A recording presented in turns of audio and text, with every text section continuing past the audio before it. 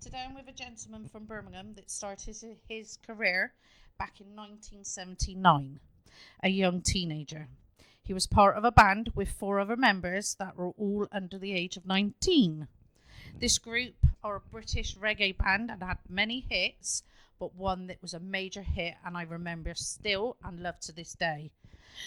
I'm talking today with a songwriter, a musician and a singer. I'm here with the lead singer of, yes, Musical Youth, and I'm here with Dennis Seaton.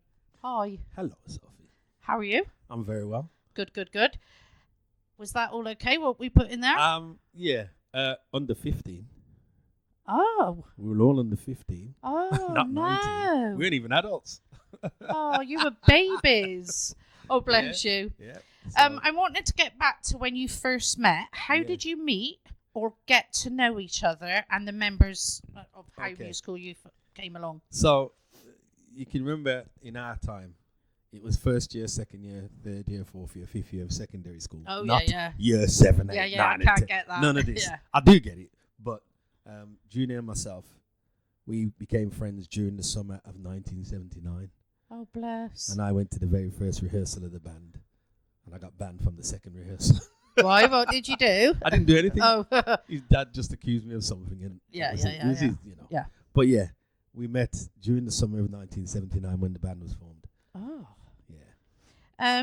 Now, the story behind you guys, Yeah. it's not always been a bed of roses. Go on. And a lot of stuff young men should not have gone through, and rather sad places in life, I suppose. Mm-hmm. But what would you say was the remarkable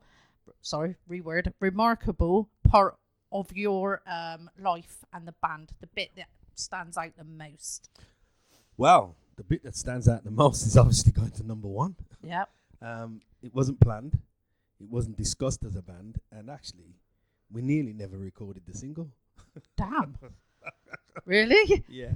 Because the producer at the time, he didn't tell us, but he didn't really like the studio that we had for him in Birmingham. And we ended up spending 2 days before going into the studio to record with Peter Collins, who's now sadly passed away. Yeah. And we spent a day in the Hyde Park going on the boats and just hanging out. And then we went into Nova Suite Studios and recorded Past the Duchy. But nobody talked about it being a hit. No. Nobody talked about it. And then, in fact, it was in the August of 1982 that we recorded the single, and we were going back to school. So we went back to school. Recording a hit? No. We said, we're not telling anybody anything. You kept it quiet? Nothing at all. Recorded the video, all that throughout the summer. Nothing. We said, just in case it's a flop. Yeah. We don't know. Anyway, so yeah, that's how it was. Damn.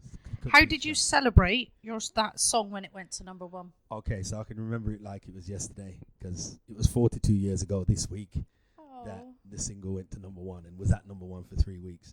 But yeah, we was recording the first album, Youth of Today, and it took us a couple of hours to get to the studio from Ealing to Old Kent Road, and if you know London, madness. Yeah. Anyway, in the newspaper, in the taxi on the way to the studio, we saw that we were number 7 in the chart, so we thought, number 7, that's not bad. Mm-hmm. Having been number 26 the week before. Oh yes, that went down. That went fast. Again, the charts used to come out on a Tuesday. Yeah. And we were actually leaving school to go and record the album.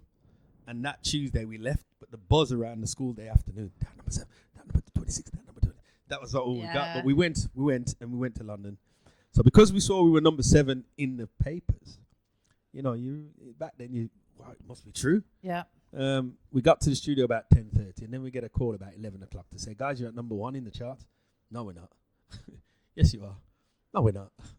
Yes, you are. It says we're number 7 in the chart. Yeah. In the paper. Yeah, well, Anyway, if you don't believe, this is our A&R guy, Charlie here. He said, if you don't believe me, go and listen to the radio at 1 o'clock and see who's number 1. Yeah. And lo and behold, that was us. It was you lot. Yeah. And bless. When they had the party, it must have been the cheapest number 1 party ever because all we had was McDonald's, Kentucky, apple pies, Fanta, Coke, and ice cream. McDonald's weren't what it was now, is it? Well, it's different now. Back then it was proper. So what was your most embarrassing moment? Oh, I suppose ripping my pants on stage in LA, and it just ripped out. Oh, really? Yeah, I know. So Plus- it wasn't just quietly somewhere, it was No, big. there's a sold out gig at the Palace in Los Angeles, Sunset and Vine, and my trousers ripped right up the middle. I Oh used to wear dear. leather trousers then, but they ripped. Oh dear, oh dear. Yeah, I had the body for it then. Yeah, well, the song "Never Gonna Give You Up." I know Yes. you did, and I understand you collaborated with the delightful Donna Summer. Not never gonna give you up. Unconditional love. Oh, it was that one. I was going to say, is there anyone else that you have also collaborated with? Funny enough, yes. We actually for the second album we recorded a song called 16, which was written. The lyrics were written by Lamont Dozier, who wrote for the Motown family. And 16, the first female vocalist on that was a lady named Irene Cara. Yeah. You might have heard Yeah. of her. Yeah. But her record company, because she'd won a Grammy Award for the best female vocal, her record company got a bit jitty. Yeah. So we had to take, if you get the original masters, her voice is on there. But then we had to replace her with Jodie Watley from Shalimar. So that was one collaboration. And then we did a collaboration with LaToya Jackson Yeah. called, what was it called? What was the song called? Nobody try to hide what you feel inside. I can't even remember the song. Who would you like to collaborate with now, if you could? Ooh. Anyone from If past, I could. present? If Who? I could collaborate with anybody now. Now it's, Shaka Khan. Oh, yeah. Shaka Khan. Yeah. Shaka Yeah. Khan. And Denise Pearson. Yeah. Yeah. And Beverly Knight. Yeah, they're all good. Yeah, they're all yeah, really but- good. They're brilliant in their Yeah. own right. You also got to meet some remarkable artists. Mm-hmm. Who is your favourite and Oh, why? man. Okay, so the favorite is Stevie Wonder Yeah, because it's he's the Stevie ma- Wonder. It's Stevie. Yeah. And he's a genius, and he's so kind and so loving. We never got to meet Bob. Unfortunately, he passed away Yeah. before but we got to meet all his kids. Well, I say all his kids. He's got quite a few of them. Yeah. The four main ones: Yeah. Ziggy, Sidella, Ziggy, Sidella. Damien. Damien. No. Stephen. Yeah. It was them, the melody makers in Jamaica, and Michael Jackson was amazing because he hadn't released Thriller yet, Yeah. and he took us and showed us the video for Motown 25, which just sent him into the stratosphere. You know, Quincy Jones. Who else is there? There's so many. There's so many. All the bands that we love. You know, not Bob Marley, Gregory Isaacs, Dennis Brown, Sugar Minot. And Sugar supported us from the very beginning. Oswald, Steel Pulse, The Beat, The Specials, UB40. Some of the greats. See, I play all them on my radio. Yeah. All the reggae greats, you know, Yeah. that we loved. You know, Yellow Man, Ika Mouse, John Holt, Maxi Priest. Them were all our idols. Yeah. You know, Carol Thompson, Janet Kay, you know, Matumbi, Dennis Bovell.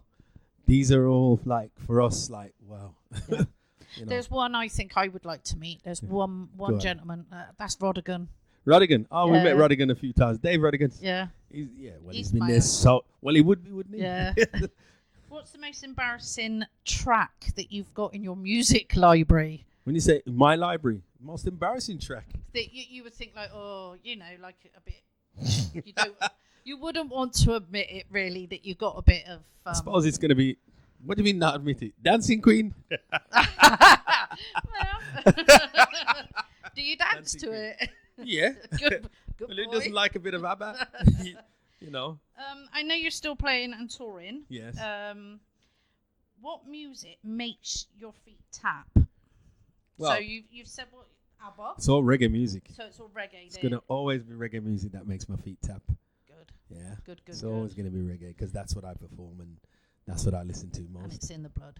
It's there. It's there. It's been there for 50 years now. I understand the reggae icon Don Letts Yes. helped you with the music from Pasadena. Can you explain why this broke down barriers for MTV? Right. So Don Letts didn't help us with the music. No, he helped you with the video. Yeah. And we knew Don before actually, and they picked him out. And Don was fantastic because he just got us to do what he needed us to do because he saw the vision. He understood why he put us beside the Houses of Parliament. Yep. But that just made everybody think that we were all from London. Yeah. I mean, Donna Summer was a collaboration as well, as we said. And she used to say, direct from London, England. We're London. What? Yeah. Anyway, Don, what happened with MTV was totally organic. Because at the time, MTV wasn't playing reggae music. Or it wasn't even reggae music because you can imagine, Bob had passed away. The American market wasn't ready for reggae music. Yeah. They didn't even have a section in the Grammys for reggae. So for us to break through like we did was phenomenal.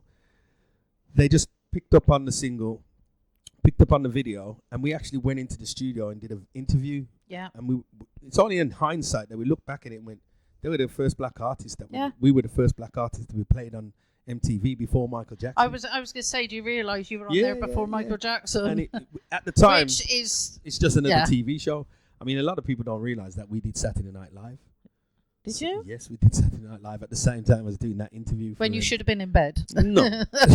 Well, we had to be off stage by 10:30, so it wasn't a problem. So I understand you've got a degree. Can you explain to our listeners what that would be I've for? got a little degree. I've got more than a degree. I've got a master's in musicology. Good. So I've got a knowledge. Yeah. Yeah. Oh, it's that advert one. Yeah. Analogy. BT. Yeah.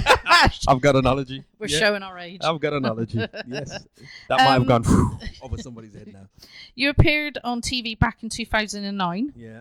If asked, would you do Big Brother or Celebrity? Get me out of here, Jungle. I could cope with both of them, to be fair. Could you? Would you want to eat things that? That don't bother me. Don't bother me. So there could be a. Because I could always say I'm a celebrity. Get me out of here. Yeah, but would you? Would you see it to the end? If I stayed in till the end, yes. If they voted, because remember you get voted out, So. I think you should give it a go. Fame and fortune are not always a dream job, but what do you do to relax and unwind yourself? Well, I've got hobbies. I've got a little job that I do where I train people, which is great because it just takes me out of. And I always say to any artist or any musician, look, you got to find something outside of the music to just keep your brain cells and things going. And it's poignant this week what happened to Liam Payne, unfortunately, God rest his soul. It's difficult in so much as when you get dropped by a label, it's big rejection. And he's used to rejection. But at his time in life, when he gets dropped by his label, it's a bit more difficult. And we don't know what was going on in his head. Yeah. And we were dropped. And, our careers, Michael always said it. He said, his friends were coming out of school going, what are you going to be doing, blah, blah. And he was reading that his career was over at 16. So that kind of stuff, you have to find something else outside of the music. Luckily for me, I love my sport. Yeah. And there's other things I do, like I train people. And the training, I don't have to talk about music. Yeah. I just talk about the training and nobody asks me any questions. Because most of the guys I train now don't know who I am. Yeah. They know I'm the instructor. And that's it. And that's all they need to know. Yeah. And, the likes of, how can I say, Brian May, he goes and does science, rockets to space and all that. And there's others, If there was any advice you could give the younger generation that's trying to get into the music industry, what would be the first? Well, the first thing is, you have to have the passion. Music Youth was totally organic. That's why I'm able to still perform 40 years down the road, even having lost 2 former band members at young ages. And it's, if you haven't got the passion, if you're getting into this industry to earn a living, it's a bit more, how can I say, it's a bit more difficult now, but it's easier, if you can understand that, because you can put your stuff up on YouTube or Spotify, all of them. It's just how do you get your money? How do you monetize it? This is what they say. And whilst these record companies, they're all scrabbling around, they can't guarantee anything. I play a genre of music that's unique. You know, I come from a multicultural city, and we've had some fantastic reggae bands, Musical Youth, UB40, you know, Steel Pulse. Dennis Buffal spent a lot of time in his early days. Apache Indian, Pato Banton. You know, at one time we had some of the biggest selling artists reggae artists coming out to Birmingham. And Bitty McLeany as well. Forgot Bitty. There's quite a few. It's, how can I say, we're in a unique genre of music that has to be carried on. But to try and get it to the American market, they've had to just speed it up, so you get mainly the DJs now who are like rappers for the Americans. But the reggae bands, there's not many reggae bands about now. Aswad, Steel Pulse, Musical Youth, UB40. Who's left? They're not. The bands, when I say bands, I'm talking about bands, not singers. There's a difference. Yeah. Musical Move. Move. Put my teeth Nice back one. in. Yeah. Musical Youth made their mark in music and history and paved the way for the future generations. Barriers and celebrate diversity in the music industry. As they say, the beat goes on. It does. Musical Youth, put my teeth back in. I'm going to keep doing that. Music continues to inspire and bring joy to people worldwide. Yes. Thank you very much. Thank you. And it's been a delightful pleasure to meet you. Welcome. Nice Thank one. you. Thank you.